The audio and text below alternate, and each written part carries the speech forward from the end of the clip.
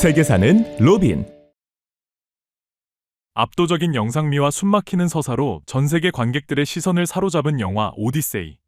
이 거대한 이야기의 모티브는 다름 아닌 기원전 8세기경 고대 그리스의 시인 호메로스가 지은 불멸의 대서사시 오디세이아입니다. 영화 속 긴장감 넘치는 장면들을 원작의 시점에서 하나씩 따라가 보겠습니다. 그리스 연합군과 트로이 사이에 벌어진 트로이 전쟁은 무려 10년 동안 승패를 가리지 못한 채 장기전으로 이어졌습니다. 그리스의 무장 아킬레우스를 비롯한 수많은 영웅들이 목숨을 잃었으나 트로이의 견고한 성벽은 무너지지 않았습니다.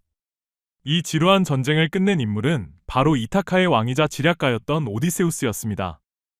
오디세우스는 거대한 목마를 만들어 해변에 남겨두고 그리스 군대가 퇴각한 것처럼 위장하는 계책을 세웠습니다. 트로이군이 승리의 전리품으로 여겨 목마를 성 안으로 들이자 깊은 밤 목마 속에 숨어있던 오디세우스와 정예 병사들이 빠져나와 성문을 열었고 결국 난공불락의 요새 트로이는 하룻밤 사이에 함락되었습니다. 하지만 전쟁의 승리는 곧 새로운 비극의 시작이었습니다. 승리에 도취된 그리스 군대의 오만은 신들의 노여움을 샀고 오디세우스는 가족이 기다리는 고향 이타카로 돌아가기까지 10년 동안 험난한 표류를 겪게 됩니다. 귀향길에 오른 오디세우스 선단은 식량을 보충하기 위해 키클롭스 거인들이 사는 섬에 상륙합니다. 일행은 동굴을 발견하고 안으로 들어갔으나 그곳은 식인 거인이자 바다의 신 포세이돈의 아들인 폴리페모스의 거처였습니다. 거인은 입구를 거대한 바위로 막고 오디세우스의 부하들을 차례로 잡아먹기 시작했습니다. 오디세우스는 힘 대신 지혜로 맞섰습니다. 그는 거인에게 독한 술을 먹여 취하게 만든 뒤 자신의 이름을 헬라어로 아무도 아닌 자라는 뜻의 우티스라고 속입니다. 거인이 잠들자 불에 달군 나무로 그의 하나뿐인 눈을 찔러 실명시켰고 거인은 고통의 비명을 지르며 동료들에게 아무도 아닌 자가 자신을 해치고 있다고 외쳤습니다. 범인의 이름이 하필 아무도 아닌 자였기에 동료 거인들은 아무런 위협이 없다고 여겨 그대로 돌아가 버렸습니다. 다음 날 아침, 일행은 양의 배 밑에 매달려 탈출에 성공하지만 배에 오른 오디세우스가 자신의 진짜 이름을 외치며 도발하는 치명적인 실수를 저지릅니다. 이에 폴리페모스는 아버지 포세이돈에게 오디세우스가 결코 고향에 돌아가지 못하게 해달라고 빌었습니다. 결국 폴리페모스의 기도를 들은 바다의 신 포세이돈의 거대한 저주가 시작됩니다. 귀향길에 오른 오디세우스는 바람의 신 아이올로스를 만나 항해를 방해하는 거센 역풍들을 가죽주머니에 가두는 도움을 받습니다. 덕분에 오직 순풍만 불어와 고향 이타카가 눈앞에 보일 정도로 가까워졌습니다. 하지만 오디세우스가 잠든 사이 선원들은 주머니 안에 보물이 있을 거라 생각하고 몰래 열어보고 맙니다. 그 안에서 쏟아져 나온 역풍 때문에 배는 다시 바다 한가운데로 밀려나고 신의 도움을 저버린 그들에게 아이올로스는 다시 한번 돕기를 거절합니다. 아이올로스의 선물마저 선원들의 탐욕으로 잃고 표류하던 오디세우스 선단은 마녀 키르케가 다스리는 아이아이의 섬에 도착했습니다. 정찰을 위해 파견된 부하들은 키르케가 건넨 음식과 약물을 먹은 뒤 마법에 걸려 돼지로 변했고 키르케의 돼지우리 안에 갇히게 되었습니다. 부하들을 구하러 나선 오디세우스는 전령의 신 헤르메스로부터 받은 신비한 약초 몰리를 먹고 키르케의 집으로 향합니다. 키르케가 준 음료를 마시고도 돼지로 변하지 않은 오디세우스가 칼을 빼들어 위협하자 굴복한 키르케는 마법을 풀어 부하들을 다시 인간으로 되돌려줍니다. 이후 고향으로 돌아갈 길을 알기 위해 키르케의 조언에 따라 죽은 자들의 혼령을 불러내는 의식을 치릅니다. 오디세우스는 오케아노스의 경계에 이르러 제물을 바치고 망자들의 혼령을 불러내 예언자 테이레시아스의 예언을 듣습니다.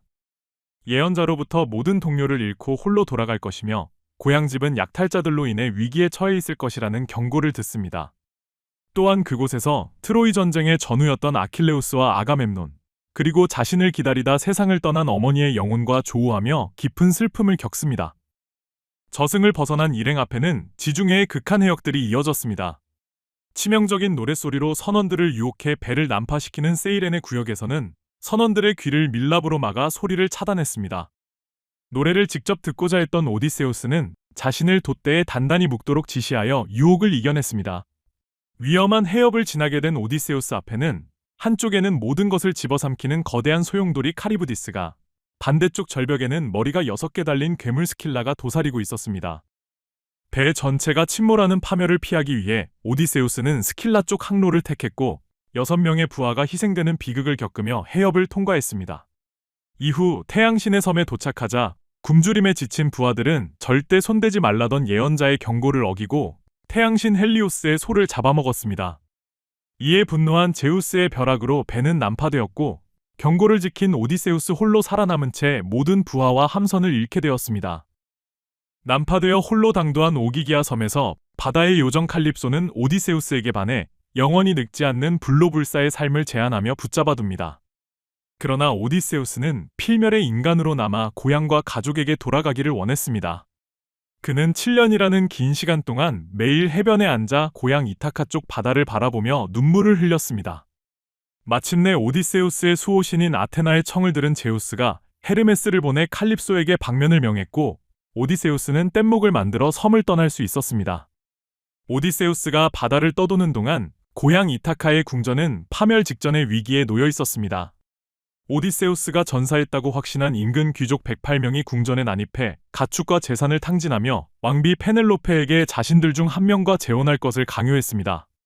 이때 왕비 페넬로페는 남편 못지않은 지혜와 기지로 시간을 벌었습니다.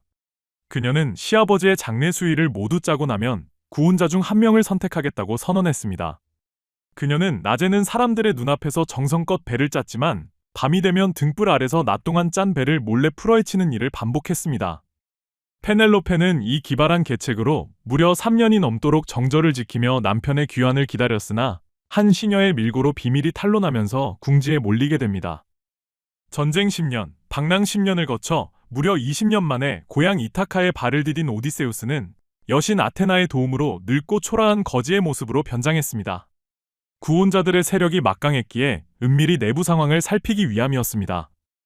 누더기를 걸친 오디세우스가 20년 만에 자신의 궁전 문턱에 다다랐을 때 궁전의 그 누구도 왕의 귀환을 알아보지 못했습니다. 그러나 거름더미 위에 힘없이 누워있던 늙은 사냥개 아르고스만은 달랐습니다. 오디세우스가 트로이로 떠나기 전 직접 길렀던 충견 아르고스는 비록 눈이 멀고 쇠약해진 몸이었지만 주인의 목소리와 채취를 단번에 기억해냈습니다. 아르고스는 귀를 세우고 마지막 힘을 다해 꼬리를 흔들며 주인을 반겼고 20년간 지켜온 기다림의 소임을 다했다는 듯 그 자리에서 조용히 숨을 거두었습니다. 오디세우스는 자신의 정체가 탄로날까 두려워 아르고스를 안아주지 못한 채 남몰래 눈물을 훔쳤습니다. 궁전에 잠입한 오디세우스는 장성한 아들 텔레마코스, 충직한 돼지치기 에우마이오스, 소치기 필로이티오스와 은밀히 접촉하여 반격 계획을 세웠습니다. 이때 궁지에 몰린 페넬로페는 구혼자들의 압박을 끝내기 위해 마지막 시험을 제안했습니다. 그것은 과거 오디세우스가 사용하던 거대한 강궁의 시위를 걸고 일렬로 세워둔 12개의 도끼 구멍을 화살로 한 번에 관통시키는 자를 남편으로 맞이하겠다는 조건이었습니다. 힘을 과시하던 수많은 귀족들이 도전했으나 활 시위를 거는 것조차 실패했습니다. 모두가 좌절하고 있을 때 구석에 있던 늙은 거지가 나섰습니다. 비웃음 속에서 활을 잡은 거지는 손쉽게 시위를 당겨 단 한 발의 화살로 12개의 도끼 구멍을 완벽하게 꿰뚫었습니다. 그 즉시 정체를 드러낸 오디세우스는 아들 텔레마코스와 함께 궁전문을 잠그고 구혼자들을 차례로 처단합니다. 피해 심판이 끝난 후에도 신중한 페넬로페는 눈앞의 남자가 진짜 남편인지 의심을 거두지 않았습니다. 그녀는 남편을 시험하기 위해 하녀들에게 침실 안에 있는 부부의 침대를 방 밖으로 꺼내와 잠자리를 마련하라고 지시했습니다. 이 말을 들은 오디세우스는 크게 놀라며 반박했습니다. 그 침대는 그 자리에 서 있던 거대한 올리브 나무의 줄기를 그대로 깎아 한쪽 기둥으로 삼고 그 주위에 침실의 돌벽을 쌓아 만든 것이어서 나무를 잘라내지 않는 한 결코 옮길 수 없다는 것이었습니다. 이 침대의 구조는 오디세우스와 페넬로페가 공유하고 있는 비밀이었습니다. 진실을 확인한 페넬로페는 비로소 의심을 거두고 남편의 품에 안겼습니다. 호메로스의 오디세이아는 단순한 영웅의 무용담을 넘어 불굴의 인내와 지혜, 그리고 가족과 공동체라는 인간 본연의 안식처로 회귀하려는 본능을 장엄하게 그려낸 서사시입니다. 신들의 분노와 죽음 앞에서도 꺾이지 않는 인간의 의지를 증명한 오디세우스와 탁월한 지혜로 가문을 지켜낸 페넬로페의 서사는 오늘날까지도 수많은 문학과 예술에 깊은 영감을 주고 있습니다. 여러분, 재미있게 보셨나요? 저희는 더욱 다양한 컨텐츠로 다시 찾아오겠습니다. 로빈의 역사기록